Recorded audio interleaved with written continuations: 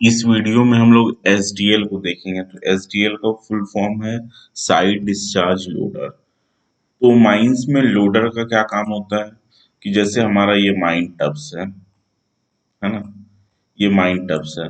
तो जहां पर सपोज ये हमारा फेस है, ये कोल फेस है, ये गैलरी सपोज चल रहा है, ये फेस इधर एक्सटेंड हो रहा है। तो यहाँ फेस पे जब हम लोग ड्रिलिंग ब्लास्टिंग करते हैं तो जो कोयला गिरा उसको हमको क्या करना है, इन माइन टब्स पे लोड करना है। तो उसके लिए हम लोग क्या करते हैं, लोडर। तो इस लोडर का नाम क्या होता है, साइड डिस्चार्ज लोडर। तो साइड डिस्चार्ज लोडर का फायदा क्या होता है, ये जो साइड दिख रहा है ये इधर से मटेरियल लोड होता है। क्योंकि जैसे जेसीबी नॉर्मल वर्क करता है वो ऐसे ऊपर से उठा के लोड करता है, और माइंस में क्या होता है कि रूफ का हाइट के कारण हमारे पास उतना स्पेस नहीं होता। इसलिए ये जो लोडर है ये क्या करता है, साइड से मटेरियल को माइन टॉप्स पे लोड करता है। ये साइड डिस्चार्ज लोडर, और इसमें कुछ डिफरेंट नहीं है। एसडीएल क्या है, ये एक लोडिंग मशीन है, ये एक लोडर है। तो आइए हम लोग इसमें आगे और डिटेल्स में देखते हैं। इसको हम लोग कहाँ यूज करते हैं, इसको हम लोग अंडरग्राउंड माइंस में यूज करते हैं। तो सबसे पहले क्या है, एसडीएल का डिफिनेशन है।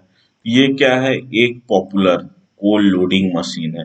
क्योंकि इंडिया में अधिकांश माइंस में हम लोग एसडीएल यूज करते ही करते हैं। क्यों? क्योंकि हमको लोड करना है। अब हम लोग मैनुअली तो लोड करेंगे नहीं, हम लोग एसडीएल यूज करते हैं।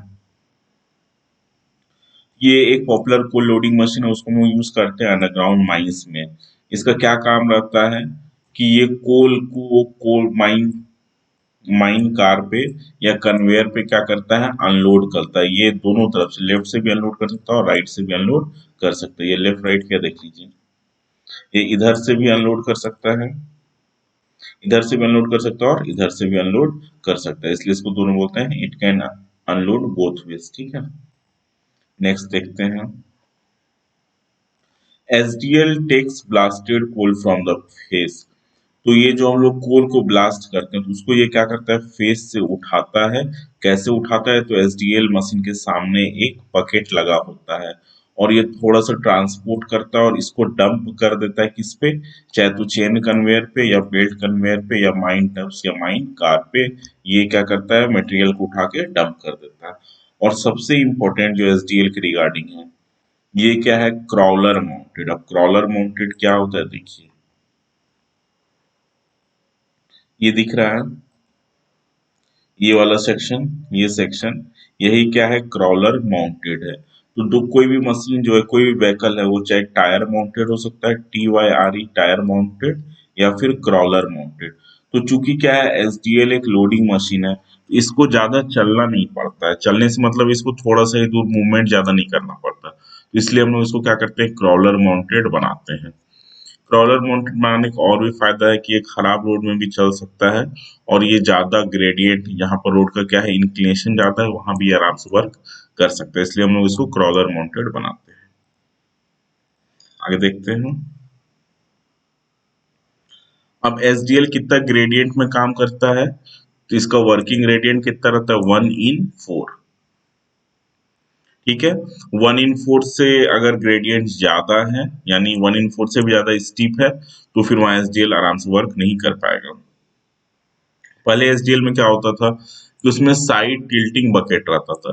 साइड टिल्टिंग बकेट मतलब बकेट को हम लोग साइड से टिल्ट कर देते थे, जिसके कारण हेडरूम क्या होता है कि ये हमारा फ्लोर है, ये रूफ है, ये जो बीच का डिस्टेंस, इसी को हम लोग क्या बोलते हैं, हेडरूम है। सपोज मशीन ये यहाँ पर काम कर रहा है ना, तो बकेट को इसको क्या करना है, टिल्ट करना है। इसको जगह ज्यादा चाहिए, नहीं तो क्या होगा, ये बकेट ऊपर में टकराएगा। तो साइड टिल्टिंग बकेट यूज करने में दिक्कत क्या था, उसको हेडरूम ज्यादा चाहिए था। हेडरूम क्या है, मशीन के ऊपर जो जगह बच रहा है उसको हेडरूम बोल रहे हैं। ठीक है, और उसके कारण क्या होता था, कोयला स्पिलेज मतलब कोयला छिटक के इधर उधर गिरता भी ज्यादा था।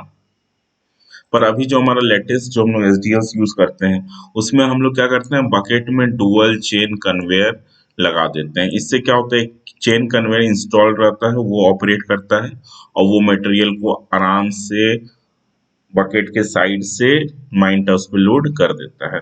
इसका फायदा क्या होता है, आराम से हम लोग मटेरियल को अनलोड कर सकते हैं, कोयला गिरता कम है छिटक के, और इसको हम लोग थिन सी में भी यूज कर सकते हैं। क्यों? क्योंकि इसमें जो हेडरूम चाहिए था वो कम जरूरत है इसमें। ठीक है, मशीन का हाइट टोटल कितना रहता है, 2.1 मीटर रहता है।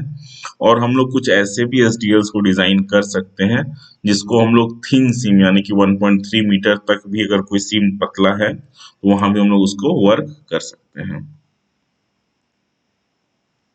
अब है पार्ट्स ऑफ एसडीएल है, तो बकेट क्या है, सबसे पहले तो बकेट है। तो ये सामने वाला जो पोर्शन है इसी को हम लोग क्या बोलते हैं, बकेट बोलते हैं। फिर है बूम है, फिर है गियर है। बूम क्या है, इस पोर्शन को बूम बोलते हैं। गियर क्या है कि इसको चलाने के लिए जो गियर मैकेनिज्म यूज करते हैं वो है। इलेक्ट्रिक मोटर क्या करता है, पावर देता है। फिर मोटर जिस पे माउंट रहता है, जिसपे हम लोग मोटर को लगाते हैं वो मोटर माउंटिंग फ्रेम है। बूम माउंटिंग ब्रैकेट है।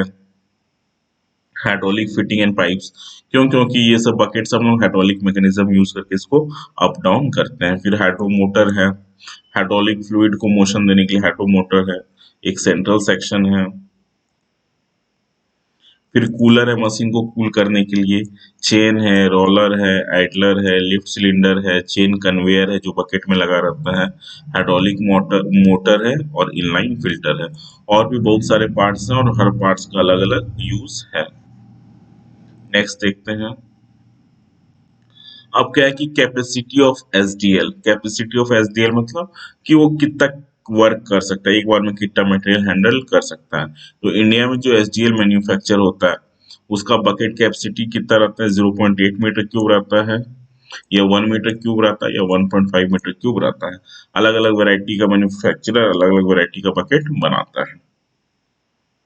पर हम लोग कोल माइनिंग में जनरली यूज करते हैं 1 मीटर क्यूब वाला बकेट, जो कि एक बार में 1 मीटर क्यूब कोल को उठा सके। और हम लोग स्टोन में जब मेटल माइनिंग में यूज करते हैं एसडीएल को तो वहां पर 0.6 मीटर क्यूब साइज का बकेट यूज करते हैं।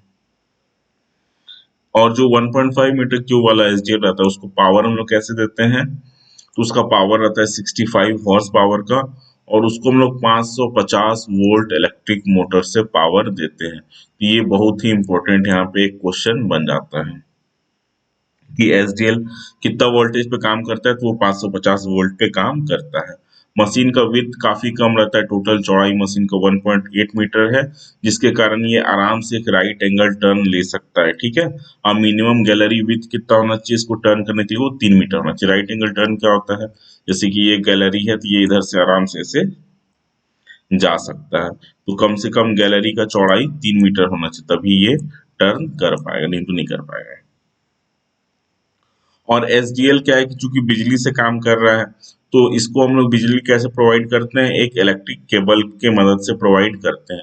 और ये केबल रील क्या होता है कि उसमें वो बिजली का जो वायर रहता है वो उसमें लपेटाया हुआ रहता है। जब आगे जाता है तो केबल रील से वायर अनवाइंड होता है, और जब ये वापस आता है तो फिर वो रोटेट करता है तो वायर उसमें वापस से वाइंड हो जाता है। ठीक है।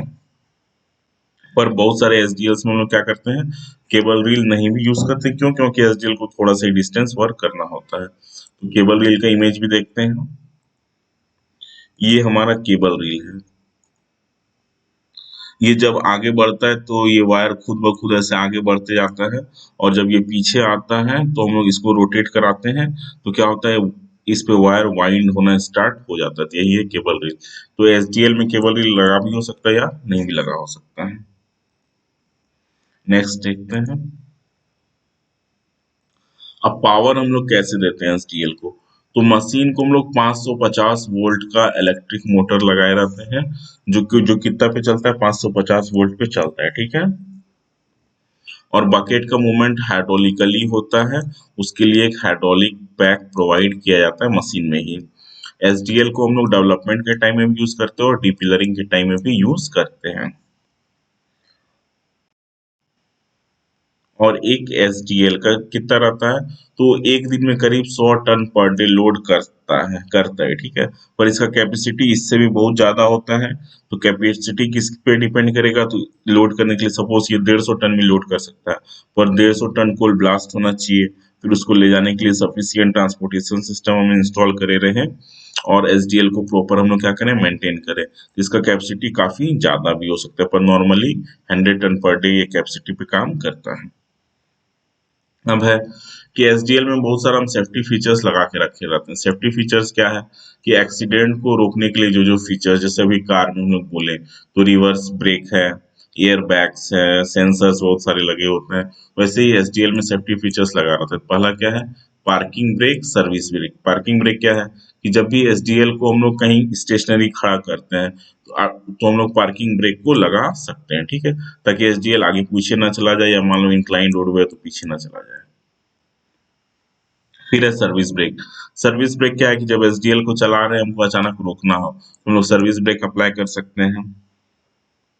नेक्स्ट है डेड मैन स्विच। ये डेड मैन स्विच क्या होता है, मान लीजिए जो ऑपरेटर एसडीएल को चला रहा है, अचानक उसका तबीयत खराब हो जाता है, या उसको चक्कर आ जाता है, और कुछ टाइप का दिक्कत है, उस केस में क्या होता है, ये स्विच अप्लाई हो जाता है और मशीन ऑटोमेटिक रुक जाता है। फिर इमरजेंसी स्टॉप है कि मान लीजिए इमरजेंसी में हमको एसडीएल रोकना है तो हम लोग इसको यूज करके रोक सकते हैं। ऑडियो विजुअल अलार्म है, अलार्म सिस्टम फिटेड रहता है और तरह तरह का लाइट उसमें लगा रहता है। जब एसडीएल चलता है तो लाइट भी जलता है, ब्लिंक करता है और अलार्म भी बजता है। नेक्स्ट है low oil level and high temperature power cut off switches. Oil level मतलब हम बहुत सारा कूलिंग ऑयल यूज करते हैं जो मशीन को ठंडा रहे, ताकि मशीन में किसी तरह का आग ना पकड़े। और हाई टेम्परेचर यदि किसी तरह से बढ़ जाता है या ऑयल का लेवल कम होता है तो ऑटोमेटिक क्या होगा, स्विच कट ऑफ हो जाएगा और मशीन चलना, काम करना बंद कर देगा। और मशीन के आगे और पीछे दोनों तरफ लाइट लगा रहता है। और canopy over operator seat. Canopy क्या होता है कि जहां पर ड्राइवर बैठ के काम करता है, ये देखिए, यही क्या है, एक कैनोपी है। यानी कि एक तरह से ऊपर छत बना हुआ है ताकि मटेरियल इसके सर पे ना गिरे और ड्राइवर को या ऑपरेटर को इंजरी ना हो, यही है, ठीक है। ठीक है, तो एसडीएल में इतना ही था। और एसडीएल का स्पीड कितना रहता है, तो ये अबाउट 3 किलोमीटर पर आवर चलता है। तो हम लोग इस वीडियो में यहीं तक देखते हैं। नेक्स्ट वीडियो में हम लोग फिर एलएचडी को देखेंगे। Thank you.